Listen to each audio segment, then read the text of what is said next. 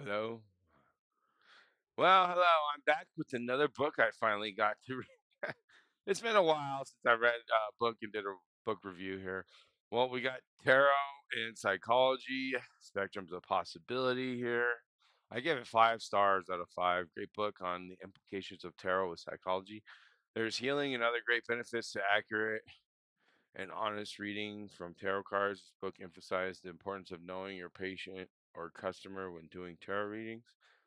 The fortune telling aspect does not harmonize with psychology, but the openness of interpersonal relations and strong connection to free will are great. So that's what the book emphasizes as well on the end, that this is reflective with the relationship and what they're going through and the healing and psychological healing and stuff. I strongly suggest this book to any tarot reader or interested person of tarot. I'm just going to go over a few things in the book that's kind of important to me or was good for me. This first part here in chapter 2, they talk about a woman's support group that did tarot readings as a group together to reflect on their each other's lives and to help each other.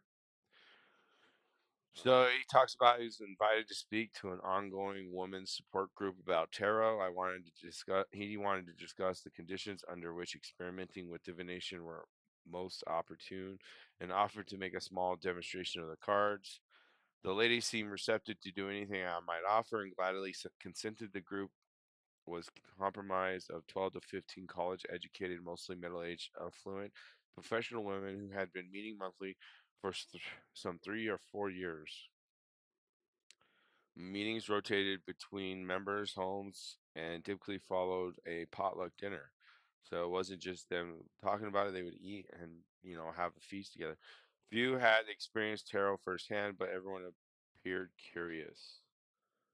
When they so it goes over how like how connected we are with experiences and how we can share, and the cards also can like be a bridge between those experiences and healing.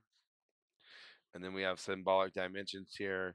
Intuitions of possibilities. This is chapter 5. It should be noted as we begin to delve more deeply into the psychic substance of the deck that we are, as travelers to the unknown land of tarot, must be wary of our own assumptions and presuppositions that come from, in a pedestrian sense, where we ourselves come from. The symbols of tarot are way showers. They direct us past the gates of conscious knowledge. They have expressions of every man, and they are a reflection of ourselves as well, beyond what we may be normally aware of. Tarot cards conjure living realms quite distinct from ordinary experience. So the subconscious or the dream world, right? Um, I was all low, sorry. But anyways, moving on. You just keep rolling with the punches. You make mistakes. You don't give up, right? Let's see. And in this respect, Carl Jung forever expounded on the true function of psychological symbols, that being to point their perceiver towards an unknown reality in distinctions to the sign. So this is why Christians keep falling under sin, because they don't tap into the subconscious shadow aspect of themselves and do the healing work from the shadow side of Carl Jung psychology. So Christians are failing on that aspect of evolving and adapting their minds. They're trapped in an ancient history. They don't want to snap out of it.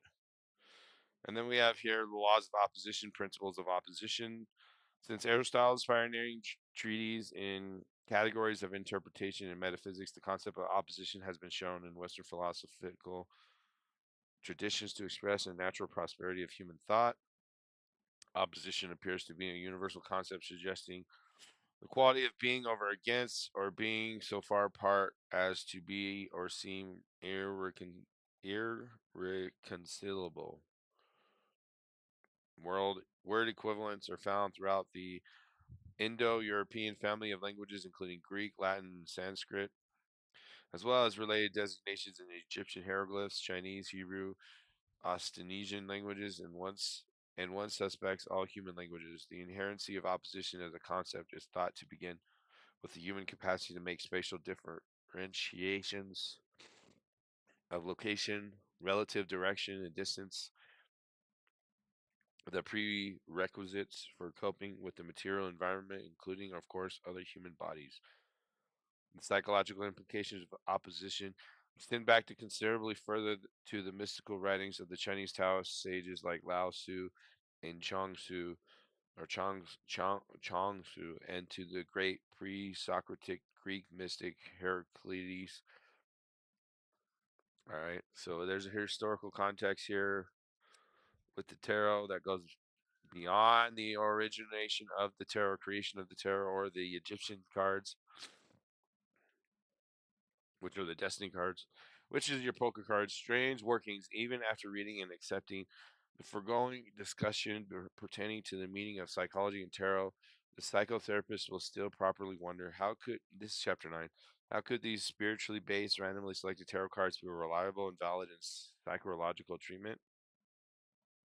It is one thing to establish a tarot lexicon based on sound psychological principles or even stunning metaphysical insights, but quite another to actually bring this arcane instrument into one's living room, much less one's consulting room, particularly as the tarot method requires placing supreme trust in the natural intelligence that collects around sacred or empowered randomness. Many will feel hesitant, fearing the method's lack of reliability before being sufficiently comfortable to introduce so unorthodox a tool into actual practice. The therapist will need to better understand the mysterious mechanisms of its operation. How on earth, she well asked, does it work? Little assurance will be drawn from so unlikely an apologist as Fred Greddings, a co-author and compiler of the voluminous fate of prediction and a historical compendium of palmistry, astrology, and tarot, who himself allows an echoing, if not disconcerting, sentiment. Although the tarot method works, he writes, it must be admitted from the outset that no one has ever been able to explain how it works. And this book tries to do that. It has a tarot research project. It actually did an actual legitimate research project with the court systems. It's actually documented and everything, and it talked about the astonishing healing principles of tarot being able to open doors that psychologists would take years to do. Synchronicity, if credible, would seem to blaze a trail of untold psychological possibility and therapeutic value, particularly with the versatile tarot method as its medium. The possibility of synchronistic anomalies converted into therapeutic regularities suddenly becomes relevant to clinical practice and nonlinear, non-causal explication of life's events leads one on quite a different journey of exploration. The so-called absolute knowledge of transcendent intelligence that informs such a method may conceivably be tapped for its potential psychological value, even as spiritual traditions have universally cautioned against the dangers of putting such powers towards false pursuits, but would such an application be false or otherwise ethically impeachable?